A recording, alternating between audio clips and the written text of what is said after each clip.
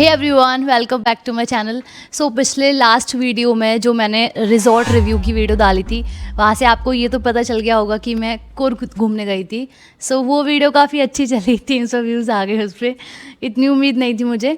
सो इस वीडियो में हम बात करेंगे कि मैं कुर्ग में कहाँ कहाँ घूमी।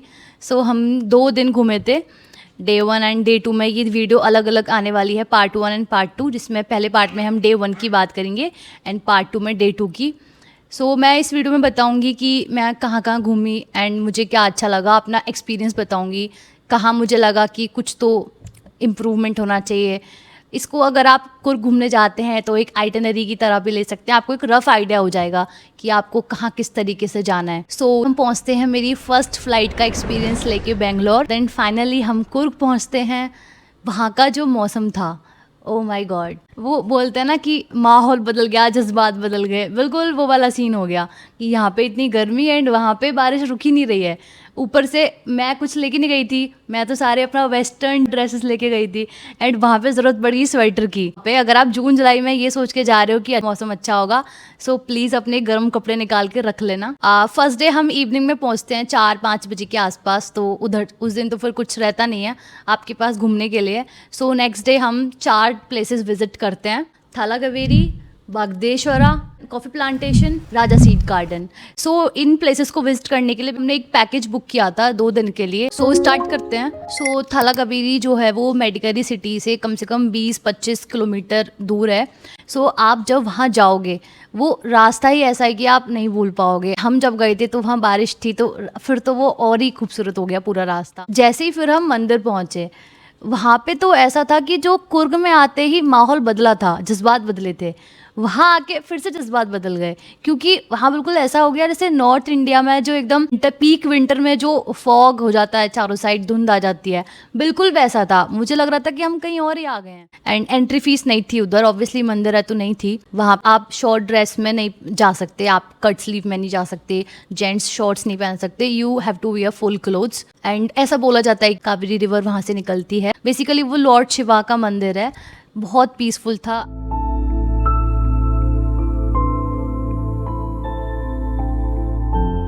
देन हम उधर से जाते हैं बागदेश्वरा टेम्पल। उधर भी ड्रेस का यही था कि आप फुल स्लीव ही आप अलाउड है अंदर, कोई फीस वगैरह नहीं था उधर। बागदेश्वरा टेम्पल में आप जब जाओगे तो आपको वहाँ कर्नाटका का जो आर्किटेक्ट है, स्कल्पचर है, वो आपको वहाँ देखने मिलेगा कि वहाँ पे क्या चलता है। वहाँ प्रसाद मिलता है, आई डोंट नो उसका क्या नाम था, बट वो बहुत टेस्टी था। कुछ तो उसमें राइस एंड सब्जी और कोई मीठी डिश थी, सच में बहुत टेस्टी था वो। और उधर आप जिस बर्तन में खाते हैं वो आपको खुद से साफ करके भी रखना पड़ेगा। काफ़ी अच्छा था, उधर पूरा ट्रेडिशन फॉलो हो रहा था उधर कर्नाटका का। सो फाइनली हम पहुँचते हैं कॉफ़ी प्लांटेशन में, जिसके लिए कुर्ग फेमस है ऑब्वियसली कॉफ़ी और स्पाइसेस के लिए।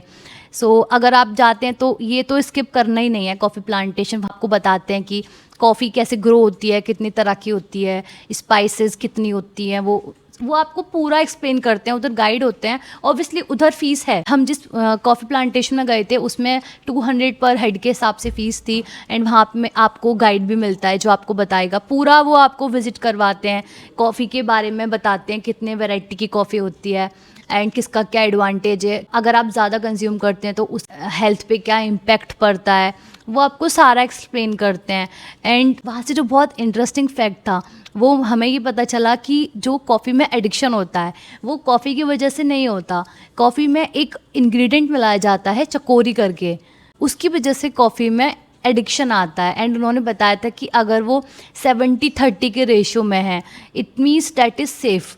अगर रेशियो 30 से ज़्यादा बढ़ जाता है तो वो कंज्यूम करने के लिए अच्छा नहीं है। भी आपको रोबस्टा कॉफी सेकंड प्लेस में, क्यों सेकंड प्लेस कॉफी है बोले तो आपको रोबस्टा कॉफी स्ट्रॉन्ग कॉफी भी आपको हाई कैफीन कॉफी देते हैं। आपको कैफीन लेवल ज़्यादा रहने की वजह से ये कॉफी को कभी हम डायरेक्ट कंज्यूम नहीं कर सकते। आपको मतलब इसमें दूसरा इंग्रेडिएंट मतलब चिकोरी के इंग्रेडिएंट मिक्स करना पड़ता है। विदाउट चिकोरी आपको कॉफी को कंज्यूम किया तो बॉडी में एंड उन्होंने एक हमको जलेबी दिखाई थी जिसको बर्ड आई चिली बोल, बिकॉज उसका साइज बर्ड के आई के बराबर होता है एंड वो जितना छोटी होती है उतनी ही तीखी होती है। उसके बाद ऑब्वियसली अगर कॉफ़ी प्लांटेशन में घूम रहे हो और कॉफ़ी टेस्ट नहीं की, फिर क्या यार। तो हमने जब कॉफ़ी टेस्ट किया, आई थिंक मैंने अब तक की बेस्ट कॉफ़ी वहाँ पी थी। उससे पहले कभी इतनी टेस्टी कॉफ़ी नहीं पी थी सच में। हाँ, एंड उधर उनके शॉप भी थे, अगर आप चाहो तो वहाँ से कुछ बाय भी कर सकते हो। सो हम फाइनली पहुँचते हैं Raja seat garden. I don't know ये नाम किसने रखा है, Raja seat. So Raja seat garden की जो एंट्री फीस थी वो थी 20 रुपीज़ पर पर्सन।